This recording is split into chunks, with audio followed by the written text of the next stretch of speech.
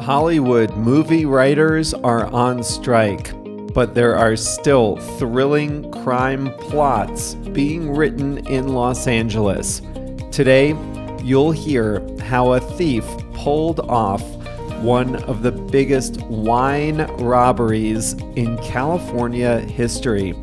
Hi there, I'm Jeff, and this is Plain English, where we help you upgrade your English with current events and trending topics. You know how this goes. We start with a story, and then we pivot to talking about an English expression. The story today is a jaw dropper. A thief broke into a high-end wine shop in Los Angeles and stole over 600 bottles of wine and liquor valued in total at about $600,000. This sounds like something out of a movie, but it's real. And in the second half of the lesson, I'll show you how to use the English expression make off with. And we have a song of the week selected, I swear, by JR. JR, you know him. He's the producer. He's working hard behind the scenes each week to bring you these lessons. This is our 599th lesson together. So that means JR has posted all the great content to plainenglish.com/599. I think we're ready.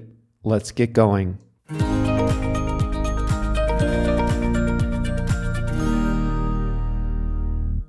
Lincoln Fine Wines is a wine store in Venice, a neighborhood of Los Angeles, California. It's a quick 5-minute drive or bike ride from the famous Venice Beach. It's an unassuming one-story white building with dark red trim and flower boxes along the sidewalk. You can absolutely stop off at Lincoln Fine Wines and get a bottle for dinner later that same night. The cheapest bottle on the website is $12.99, but there are a lot in the $20 to $50 range. But that's not all Lincoln Fine Wine carries. You can also find some very high value bottles, with quite a few priced over $1,000 per bottle, and even some as high as $3,000 per bottle or more. The shop's website offers private concierge services for those who are stocking a new wine cellar or those who are looking to add to their collection. Someone in the Los Angeles area was looking to add to his collection in late June, but he skipped the concierge service. Instead, he pulled off one of the biggest wine robberies in California history.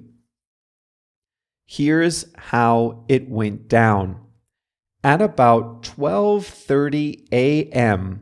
on June 30th, a man wearing a mask, a black hoodie sweatshirt, and a red baseball hat arrived in a white pickup truck without license plates. He climbed up on the roof of the building. He drilled a hole in the roof. The hole measured about 1 meter by 1.5 meters. And then he used a rope to lower himself into the building. Once inside, he spent 4 hours carefully examining the inventory and selecting the bottles to steal. He specifically targeted the highest value bottles of wine and liquor. The store layout showed more accessible bottles on shelves, but in the cellar, in drawers, were the rarest and most valuable bottles. The thief went directly there. In the end, he made off with about 600 bottles. The store's entire collection of Bordeaux and Burgundy wine was stolen. The store had a 1971 bottle of The Last Drop, a rare Scotch whiskey valued at $6,000. Gone. Also gone, a $4,500 bottle of Chateau Petrus from 2016 and a 1975 Glenfiddich Rare Collection single malt whiskey valued at $9,000. The most striking item missing was a 15-liter bottle of champagne. Think about that for a second. A 15-liter bottle is the equivalent of 20 standard bottles. That's a rare format, and the bottle would have sold for thousands of dollars. The owner of the store is devastated. About 60% of his high-end inventory was stolen. It was a lot of money. He probably has insurance, I don't know. But insurance only covers the financial loss. There's an emotional impact as well. The owner, Nazmul Haq, spent 10 or 15 years building up the store's reputation and inventory. It's like building up an art gallery. You can't just replace these bottles overnight. He spent his career selecting, curating, sourcing, finding, and selling these bottles. And now, so much of what was in his store is gone. We put a dollar value on these bottles, but like fine works of art, a lot of the stolen bottles are irreplaceable. Not only that, but the person who did this knew about the store's vulnerabilities, knew where the security cameras were, knew exactly where the most expensive bottles were, knew exactly what bottles were even there and what to take. Who could know that? A customer? I doubt it. Maybe his best customer?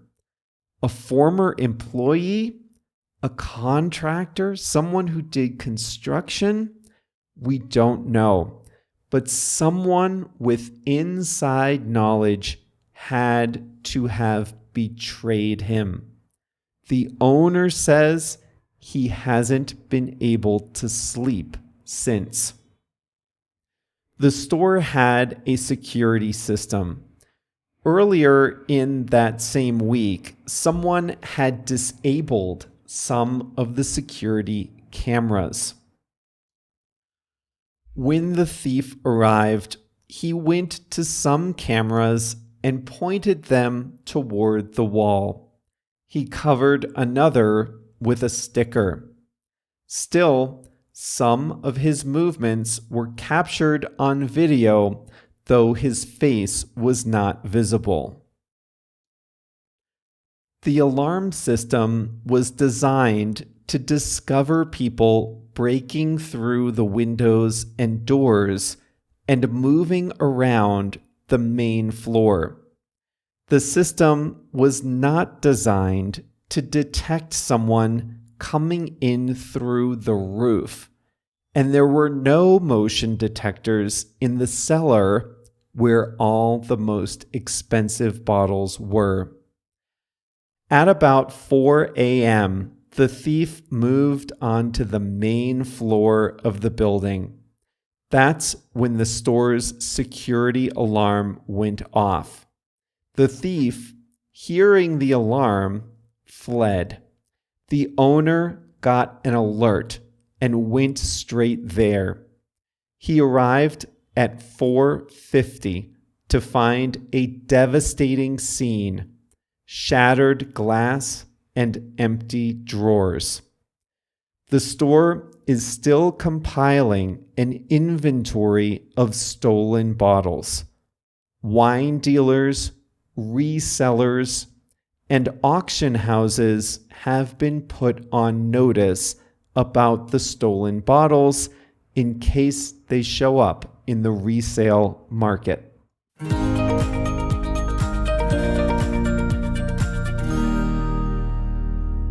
Here's what I couldn't find out.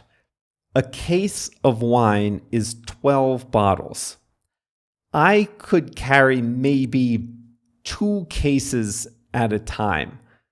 Someone better at this than I am could maybe carry 4 cases at a time. I don't know. That's still 12 trips in and out of the store. And one of the bottles was the size of 20 normal bottles put together. So I have no idea how he got them out. I looked in every article I could find.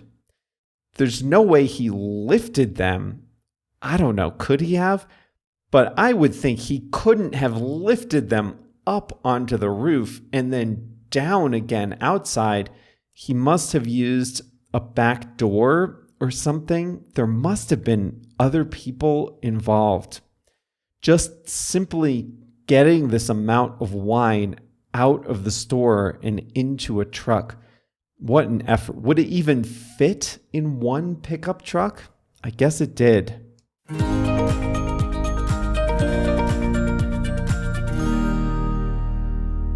I didn't pick this song. JR must have heard me mention it before. There's no way this is a coincidence. More Than a Feeling by Boston is the song of the week. Now, this was the first song on the first CD I ever bought in my life. How old was I? 12, maybe 13? I got a CD player for Christmas, but I had nothing to play in it. So I went to the store with my parents or grandparents, I forget.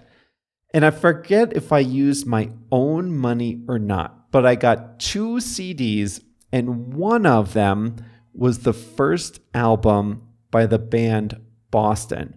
And this was the CD I first put into the CD player. So the first song I ever heard on my own CD player with my first ever album was this one, More Than a Feeling by Boston. It was a good song then. It is a good song now. Listen to the whole album if you want. It was a self-titled album, so the band and the album are both called Boston. Thank you, JR, for that. So now let's talk about the English expression make off with. There's almost no other day we could talk about it, so we have to do it today. Here we go.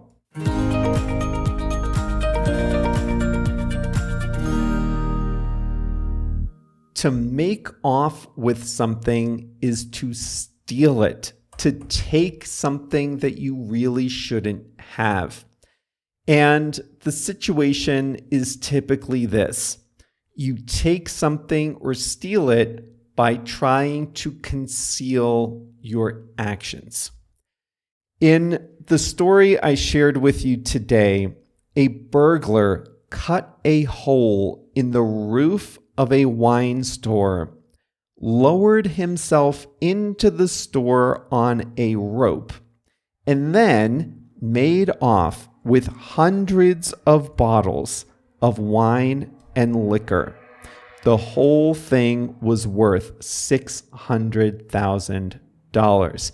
He made off with those bottles. He stole them and he concealed his crime.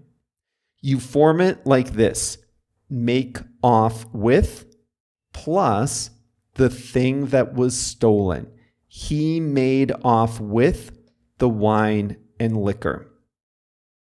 Have you ever heard the name Stefan Breitweiser?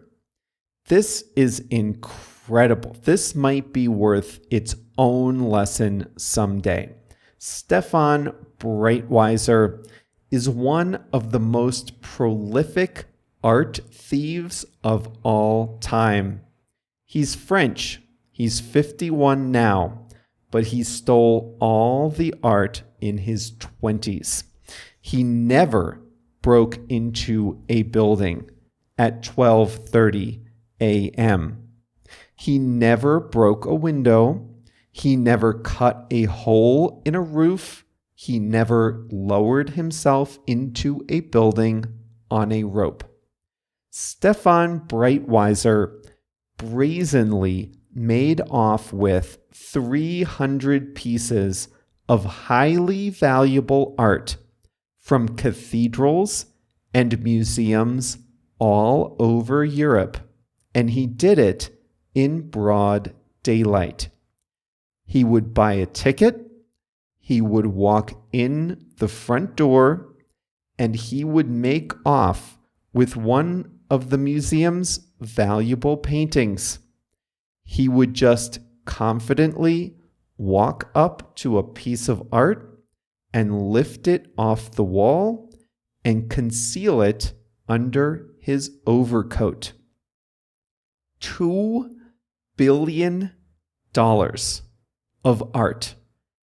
That is what he made off with in his extraordinary career of art theft. And he never resold it. He kept it in his mother's house.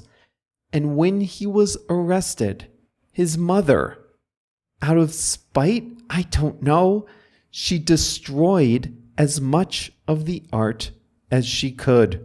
She put some of it down the garbage disposal. What a waste. The office I worked in was robbed once. I'll never forget it. This was my first job in Chicago. It was in an old office building. We were a small company, I think about 12 of us in the whole office. I showed up 8:30, 9 o'clock, whatever it was. The door to the office suite was propped open, which it never was. And my friend at work was standing right by the reception area. And before I could open my mouth, she said, "Jeff, we've been robbed." I'll never forget her voice in that moment. Someone had broken in the night before, and it was a he made off with computers, monitors, and other office technology. There was security footage. We watched it. We watched the whole thing happen. This was our whole day, by the way. We didn't do any work that day. We just went to the security office and watched this footage over and over with the security guards. Anyway, he didn't break in the roof. He broke in the basement. There was an Arby's fast food restaurant next door. He somehow got into the Arby's, broke into the basement of our building through the Arby's basement. Then he went up to the 12th floor, got into the door somehow, and he was carrying a light metal cart. He loaded up the cart with as much as he could fit. He put another computer under his arm, and he made off with a few $1,000s worth of equipment. We were hoping he had made off with the fax machine, but no. We had this ancient fax machine that we all hated. Our bosses loved to fax. They faxed us all the time, and this stupid fax machine was always jamming, so we get robbed. This is perfect, we thought. Did he make off with the fax machine? Maybe we can get a new one. No such luck. Well, that brings us to the conclusion of this Plain English episode 599. How about that? And I'm still finding new expressions to talk about. When I started, I was a little worried that at episode 100, surely by episode 200, I'd just run out of English expressions and phrases to teach you. Not even close.